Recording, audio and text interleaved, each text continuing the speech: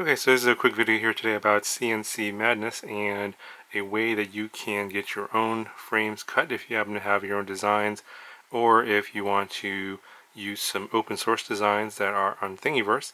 And this is what I've got here. These are a bunch of open source designs, except for this one here. I'll talk about that here in a second. This is not open source. Now, there's this company here, CNC Madness. They're in Canada, but they also can ship from the United States. They're actually on the border of the U.S.-Canada border. So for my shipment, this actually came U.S. priority mail. So if you're worried about things shipping from Canada taking a long time, don't worry about that from this company. Things will come very fast. Now the reason this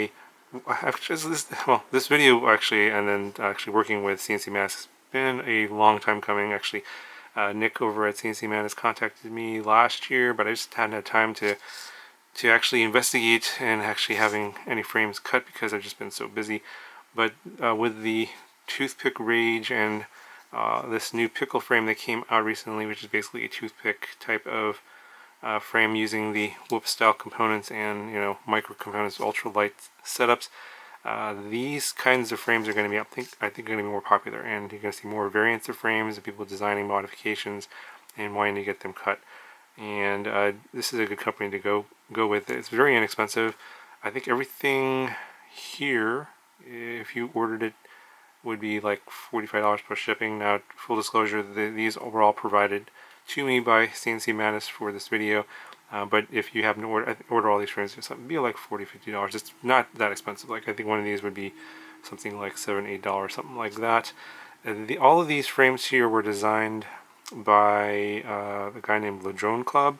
They're all called the Pickle. Now this one here is actually a variant of the Pickle. I don't even know if it has a name, but it was something I found on Facebook, and a fellow named Bob Otley designed this and sent this over to CNC Madness. So I didn't know where this file was, but I wanted to get this one because it is very similar to the other Pickle frames, as you can see here.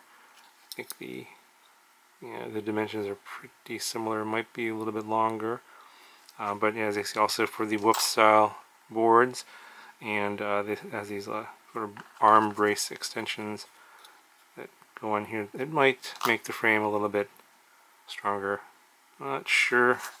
I mean, these are so light, and these don't really bend that much. This happens to be 2mm carbon.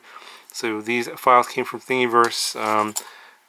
I believe you can use STL files, but I think they'll probably want these files in the DXF format. Some of the frames you'll find that are on Thingiverse will have the DXF file, some of them won't, so it's going to kind of depend. You'll have to contact Nick and see what he can do. Basically the procedure, I'm not exactly sure if he has a website or not. I know that you can contact him through Facebook or email. I'll put those contact methods down in the description, and you can basically say, well, this is the frame I want. Send the link to the file, either the Thingiverse description or the Thingiverse link that talks about the frame or the design, and then he could probably get the files from there, and then you could probably go from there, and you can quote you a price. This here is the standard weave, I believe, or the plain weave. There is another type of weave that he has. It's called a twill weave, and this is what that looks like. So a little bit different. If you want some different types of carbon, you can kind of see the difference. There's a little bit of bigger weave, and I don't know if it's going to really make much of a difference in terms of strength. It's still pretty stiff. So yeah, definitely pretty good carbon he uses. I mean, I think a lot of you guys probably already know about him and probably may have used his services already.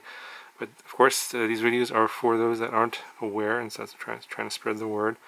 And so this is the other type of weave, and then I believe he has a matte finish and a gloss finish. I think all of these are the matte finish. I don't think I got anyone in the gloss finish, because that one might be a little bit more expensive. But again, definitely contact information will be down in the description, so you can get in touch with Nick and figure out a way to get your order into him on the kind of frame you're looking to cut. I believe he's got all kinds of sizes. I don't think there's any size limitation. I believe he even does 7-inch frames. So I think there was a long range frame that I was looking at possibly getting cut, but I just hadn't had time to look into it.